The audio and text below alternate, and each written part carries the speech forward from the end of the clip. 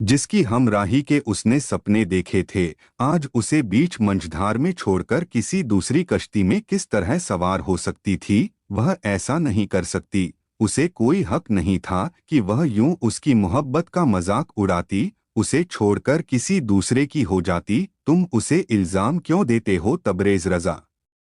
तुमने आखिर उससे कहा ही कब था? वह पल भर को ज़नीरा से बदगुमान हुआ तो उसका ज़मीर उसके सामने जैनी का मुकदमा लड़ने खड़ा हो गया। आखिर तुमने कब उसे अपनी मोहब्बत का यकीन दिलाया था? अपने साथ का मान ही कब दिया था? कब कहा था कि तुम उसे अपनाना चाहते हो? आखिर कब? कब? तुमने खुद अपनी मोहब्बत का गला घोंट दिया।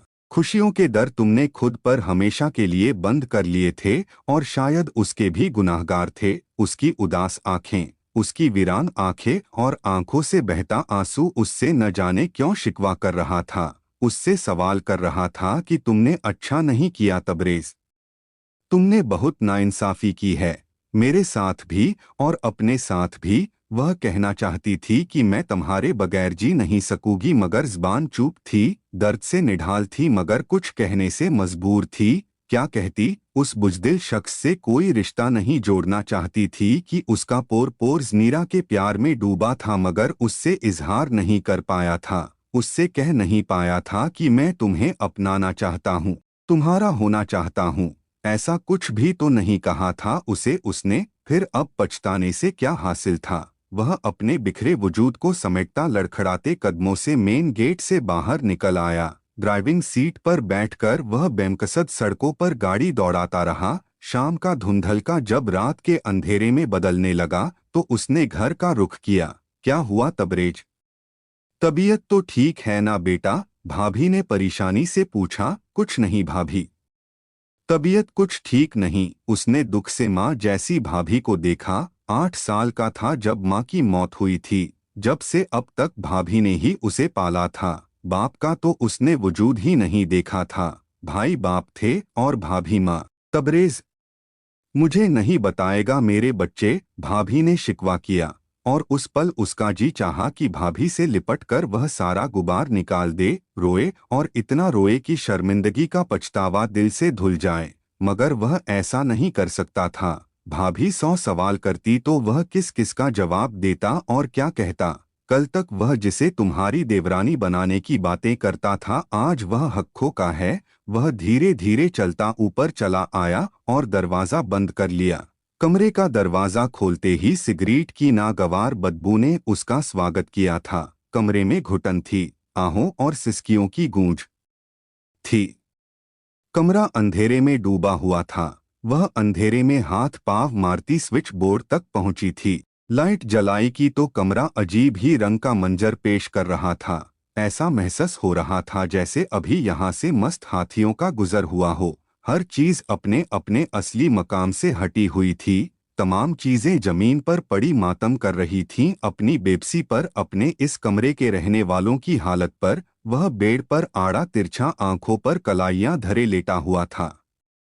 ज़नीरा का दिल सिमटकर मुट्ठी में आ गया। उसका मन चाहा दौड़कर इस शख्स को गले लगा ले, उसे बता दे कि वह समीर के खेल में शामिल होकर उसे बहुत दुख दे चुकी, मगर अब मुआफ़ी मांगती है। मगर वह ऐसा न कर सकी। वह ख्वाहिशमंद थी कि तबरेज़ उससे मोहब्बत का इजहार करे, उसे अपनी मोहब्बत का मान दे, और फिर अगले ही पल दिल की तस्कीन के लिए वह खुद गर्ज बन गई थी। उसका पूरा कमरा उजड़ चुका था। उसने अपने दिल की भड़ास इन बेजान चीजों पर निकाल दी थी, और अगर वह ऐसा न करता तो शायद वह खुद को खत्म कर लेता। तबरेज, एक सुरीली आवाज कमरे में उभरी मगर उसमें कोई रिस्पांस नहीं हुआ। तबरेज, एक बार फिर पुकारा गया। तुम? वह एकदम उठा था। कपड़ों की सिलवटें दुरुस्त करते वह अपने कमरे की हालत पर शर्मिंदा था। खैरियत? उसे सजा संवरा देखकर हैरान था। लाइट पिंक और सिल्वर सूट में व्हाइट नगों की नफीस सी ज्वेलरी और हाथों में भरी सिल्वर चूड़ियां। उसने आज उसे फर्स्ट टाइम इस हुलिये में देखा था। तबरेज, तुमने डिनर दिया था ना आज? भूल गए? भाभी से तुम्हारा पूछा तो पता चला कि तुम शाम से अपने कमरे में बंद हो। अब इतना भी नहीं खाते हम कि तुम कमरे में ही बंद हो जाओ। वह जगह बनाती पास के स्टूल पर बैठ गई। कमरे में जहाँ जगह सिगरेट के टुकड़ों को देखकर उसने तबरेज का मुंह देखा तो वह और शर्मिंदा हो गया। तबरेज रजा बहुत खूबसूरत नहीं था मगर पुरकशिश जरूर था। एक बार अगर उस पर नजर पड़ती तो दोबारा देखने को मन जरूर करता था। और तबरेज तो वह बंदा था जिसने उसकी शख्सियत को निखारा था और उसे एतमादव वकार दिया था। उसे बताया था कि जिंदगी को किस तरह जिया जाता है। गरजत बरेज अब वह लड़का बन गया था जिसके बाद जिंदगी में अब किसी की गुंजाइश नहीं रही थी। उसके दिल ने मोहब्बत को इस शख्स की वजह से जाना था, फिर उसकी मोहब्बत का हकदार भी तो वही था। कोई दूसरा आखिर किस तरह उसका हक छीन लेता। मेरा ख्याल है कि तुम इरादा नहीं रखते कुछ खिलाने का पिलाने का, समीर भी आता ही होगा तबरेज। और तुम इतने सुकून से बैठे हो, ईमान से पेट में चूहे दौड़ रहे हैं। उसे चुप देखकर वह बोली। सुकून कहाँ रहा मेरी जिंदगी में। जैनी लाल अंगारा आंखें सवालिया अंदाज में उस पर उठीं। Tabrez, are you all right? Janira ने अभी गौर किया था शायद। ओके, मैं नीचे भाभी के पास हूँ, जल्दी से चेंज करके आओ। जैनी जाती जनीरा की कलाई पकड़ी। वह हैरान सी रुकी। मैं तुम्हें बहुत चाहता हूँ जैनी। पहले रोज से, उस रोज से जब मैंने तुम्हें पहली बार देखा था, बल्कि शायद इससे भी पहले से तुम मेरे मन में बसी थीं, कहीं पहले से मौजूद थीं। और अब मैं तुम्हें पाना चाहता हूँ जैनी। मैं तुम्हारे बगैर नहीं रह सकता। क्या तुम मुझसे शादी करोगी? वह उससे पूछ रहा था, उसे अपनी मोहब्बत का मान दे रहा था। वह जैसे सर से पांव तक शांत हो गई थी, उसका तन जैसे तारों की तरह जगमगाने लगा था। सुकून, सुकून और सुकून उसके अंदर तक उतरता चला गया।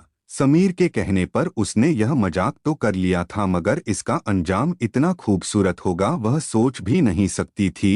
बोलो नाज़नीरा, कुछ तो बोलो। वह मिन्नतों पर उतर आया। खबरदार, जो अगर तुम उसके सामने नर्म पड़ी तो मुझसे बुरा कोई नहीं होगा। समीर की धमकी उसे फौरन याद आ गई थी। अब तबरेज, अब कह रहे हो यह सब जब मेरे हाथ में कुछ नहीं बचा, जब मैं किसी और को सौंप दी गई हूँ, जब मैं पराई हो गई हूँ, जब मैं तुम्हारी अपनी थी, जब तुमने यह बात क्यों न कही? उसके हाथ की गिरफ्त से अपना हाथ छुड़ाकर बाहर निकल गई। जैनी, जैनी, वह उसके पीछे ही निकल आया। मेरी बात सुनो। वह दो दो तीन तीन सीढ़ियां फलांगता उसके पीछे उतरा था। फूलो फूल में हैप्पी अप्रैल फूल। और इसके साथ ही वह जोर जोर से कहखे लगाने लगा तो उसमें भाभी और जनीरा के कहखे भी शामिल हो गए। थोड़ी देर बाद सब समझकर वह उनकी हंसी में शामिल हो गया। सॉरी बेटा, तुम्हारे प्लान से ज्यादा मुझे इनका प्लान ज्यादा मजेदार लगा, सो मैं इनकी तरफ हो गई। भाभी कहती किचन में चली गईं। चीटर भी मैं हूँ। हमें फूल बना रहे थे ना आज डिनर पर इनवाइट करके। वह तो शुक्र है मैंने भाभी से फोन पर मालूम कर लिया कि ऐसा कोई प्रोग्राम है भी या नहीं। हम तो भूल गए थे रियली। वह तो आज जनीरा ने डेट याद दिलाई थी तो हम समझ गए, फिर हमने सोचा क्यों ना इसके उलट हो जाए। तब हमने तुमसे यह खेल खेला था। पहले यह मोहतरमा मान नहीं रही थीं, बड़ी मुश्किल से राजी किया था इन्हें। समीर बोला, खेल जबरदस्त था, मेरा काम हो गया। तबरेज खुशी से बोला, व्हाट यानी? समीर ने हैरत से आंखें घुमाईं। जनीरा, उसने उसे छेड़ा तो वह हाथों में चेहरा छुपा गई। वैसे अगर यह इत्तिला सही होती। तबरेज, तो क्या होता? समीर मजे ले रहा था। जिंदा लाश तो झूठी खबर पर ही हो गया था। अब सोच लो खबर सच होती तो क्या होता? जनीरा, सच बताना कहा क्या इस बुज़दिल मजनू ने तुम्हें? अब वह जनीरा पर अटैक कर रहा था। कमीने, उसने फोन डायरेक्टरी उसे खींच मारी और किचन में भाभी के पास भाग गई। Thanks Sameer, thank you so much. वह उठकर समीर के गले लग गया तो समीर ने उसे लिपटा लिया। तुम्हारे खुद के बनाए शक और खदशात को दूर करने का इसके अलावा कोई दूसरा रास्ता नहीं था। और अब वह पुरसुकून था कि जनीरा हैदर अब उसकी थी, उसकी अपनी, और कोई उसे छीन नहीं सकता था, कोई भी नहीं।